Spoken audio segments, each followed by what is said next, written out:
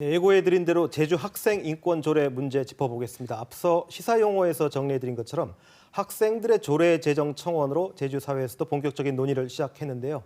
조례 제정을 놓고 지역사회에서 찬반 목소리가 나오고 있습니다. 7시 뉴스에서 시청자 여러분의 판단을 돕기 위해서 오늘과 내일 찬반 양측의 입장을 차례대로 들어볼 텐데요. 오늘은 먼저 학생 인권 조례에 찬성하는 분이시죠. 제주평화인권연구소 왓 신강엽 소장 뉴스룸에 모셨습니다. 안녕하십니까? 오랜만입니다. 네, 안녕하십니까? 자, 어쨌든 학생들이 먼저 요청을 해서 지금 만들어지고 있는 건데, 네, 그럼 학생들이 그만큼 제주 지역 학생 인권이 심각하다라고 판단했기 때문 아니겠습니까? 어떻다고 네, 보십니까? 제주 지역은 타 지역과 달리 비평준화 지역으로서 아이들이 지금 중학교 때부터 입시 경쟁이 시달리고 있고요. 실제적으로 그 교육계 내에서의 그 과도한 경쟁 교육이라든지 입시 그 몰입형 교육이라든지 이런 것들이 발생되고 있고, 그런 것들을 통해서 학생들의 학내 인권 상황들이 상당히 열악한 게 사실입니다. 사실 그 어느 지역보다도 학생 인권 조례가 제주도에 더 필요한 실정이고, 이런 현실들을 학생들이 스스로 이제 느끼게 된 것이고요. 그래서 지난번 3월달 기자회견을 통해서 학내에서의 인권 침해 상황들을 고발을 했지 않습니까? 그리고 이번 4월 달에는 국가인권위원 제주주장소에 학내에서의 자율성과 민주성을 드러낼 수 있는 교칙에 관해서 인권 침해 요소가 있다고 진정서까지 제출하게 된 상황입니다. 이런 현실들을 바라봤을 때 학생인권 조례 제정을 더 이상 늦출 수 없는 현실이 학생들로부터 자극되고 있다, 이렇게 봐야 된다고 생각합니다. 그렇죠. 지금. 그 3월 기자회견 때 그 학생들이 기자회견에서 밝힌 그 폭로 내용들을 보면 참 충격적인 내용들이 네, 많았었죠. 자, 그럼 다른 한번 전국적인 상황을 한번 점검해 보죠. 제 기억에는 아마 2000년도에는 이 자치단체별로 이 조례를 만드는 움직임이 되게 활발했던 걸로 기억을 해요. 지금 한 네 곳이죠. 네. 근데 지금 2013년 이후에는 그 후로 해보려다가 멈추고 뭐 좀 그런 상황인 거죠. 예, 아까 그 리포터께서도 말씀드렸다시피 그 2010년에 이제 경기도 학생 인권 조례가 최초로 이제 제정이 됐고요. 그 이후에 2013년도까지 서울, 광주, 전북 이렇게 조례가 제정이 됩니다. 예. 그러는 과정 속에서 이 학생 인권 조례에 대한 이제 조직적인 반대 움직임이 굉장히 강렬해지고 극렬하게 변화되면서 2013년 이후부터는 단 한 곳도 제정이 되지 못하고 있습니다. 예, 조직적인 반대 움직임이라고 말씀하셨는데 그럼 네, 그것 그렇습니다. 때문에 지금 학생 인권 조례가 멈춰 있다고 보시는 건가요? 명목상으로는 그렇습니다. 명목상으로는 지금 그 개신교 쪽에서 주로 우익 쪽, 그러니까 극우적인 인사분들에 의한 혐오적인 이야기들로 이제 반대에 막혀 있는데, 실제 내용적으로는 아직 학교 교육 당국들이 이 학생인권 조례에 대한 내부적인 저항감도 좀 있는 것으로 제가 보고 있습니다. 학교 내부에서요? 예. 사실 쟁점은 여러 가지입니다. 학교 내부의 문제도 있고 아까 말씀하셨던 좀 정치적, 철학적 입장의 차이일 네. 수도 있고요. 그럼 학교 내부에 한번에서 나오는 문제에 대해서 한번 반론을 한번 들어보죠. 가장 흔히 나오는 게 교권 충돌이다. 네. 뭐 이런 주장이 있거든요. 재반론하신다면요? 그 교권 관련 논쟁에서는 이건 저는 굉장히 악의적인 여론 호도 작업이라고 봅니다. 왜 그러냐면 교사들의 권리는 실제적으로 교육 당국이 교사들에게 아이들을 잘 가르칠 권리를 보장해 주는 겁니다. 그래서 학생들이 교사들의 권리를 침해한다라고 보기는 힘들고요.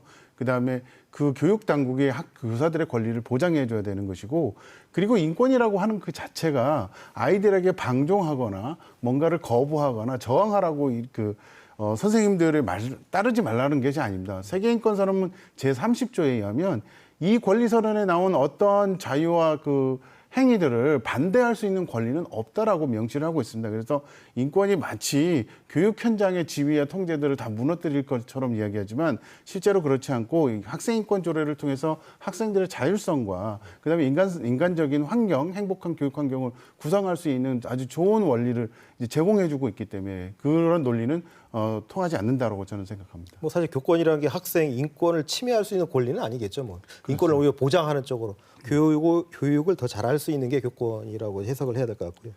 또 이런 반론도 있습니다. 인권 하다 보면 학생들이 학력이 저하됐거나 뭐 네, 이런 네. 좀 비판도 있거든요. 어떻게 생각하십니까? 지금까지 그 교육의 방식이 저는 정근대적이고 약간 그 일제 잔재도 좀 많이 남아있다라고 생각됩니다. 그런 과정 속에서 저희가 국민학교도 초등학교로 바뀌지 않았습니까? 그런 것처럼, 학생들에 대해서 통제를 막 가하면서 하게 되다 보면 그 아이들의 학습 동기가 자발적이지 않습니다. 어른들이 설정해 놓은 학습 목표, 그들이 설정해 놓은 그 학교 교과 과정. 근데 이 아이들이 자율적으로 거기에 하다 보지 않으니까 끌려가게 되는 거죠. 근데 어느 누구도 다 이야기하지만 교육학자들은 자발성이 보장이 되었을 때 학교의 성적이라든지 자기의 성취 능력이 더 강화된다라는 건 분명한 사실입니다. 그런 측면에서 오히려 학생 인권이 아이들의 보다 실질적인 학력들을 더 증가시킬 것이라고 저는 보고 있습니다. 이 청원의 학생들이 조례안을 만들어서 낸 건 아니죠? 이게? 네, 그렇습니다. 그럼 이제 조례안이 만들어져 있는 상태입니까 지금? 아닙니다. 지금 그런 상황. 그럼 아닙니다. 조례안을 만든다고 했을 경우에 어떤 내용을 가장 핵심적으로 담아야 된다고 생각하십니까? 일단 저희가 여러 가지 이슈들이 있긴 하겠지만 가장 저희가 핵심적으로 봐야 될 사항은 지금 3월 달에 했던 기자회견문에서 아이들이 문제 제기를 했던 것, 그다음에 국가인권위원회 제주출장소에 지금 진정되어 있는 학내 민주주의 관련된 문제, 이 부분들이 가장 우선적으로 학생인권 조례의 주제로 다뤄져야 되지 않겠냐고 생각합니다. 왜냐하면 우선적으로 당사자들이 이야기하는 주제를 굉장히 중심적으로 바라봐야 될 것이고요. 그다음에 타 지역의 조례를 중심적으로 보면 그것들을 뒷받침하기 위한 여러 가지 제도와 상담, 진정, 조사, 구제 절차들이 구체화되어야 될 것으로 보이고 있습니다. 그다음에 교육행정에서 이걸 제대로 실현하기 위한 기본계획 수립이라든지 인권 영향평가라든지 이런 부분들도 보완되어야 될 것으로 보입니다. 알겠습니다. 사실 이런 질문 드리긴 좀 뭐하긴 한데요. 사실 이게 인권이 진보의 문제는 아니라고 보거든요. 이게 인간의 문제라고 보여지긴 하는데 그리고 통상적으로 사회적으로 얘기하면 진보에 대해서 어쨌든 인권에 대해서는 진보 진영에서 많이 제기하는 의제라고 얘기를 합니다.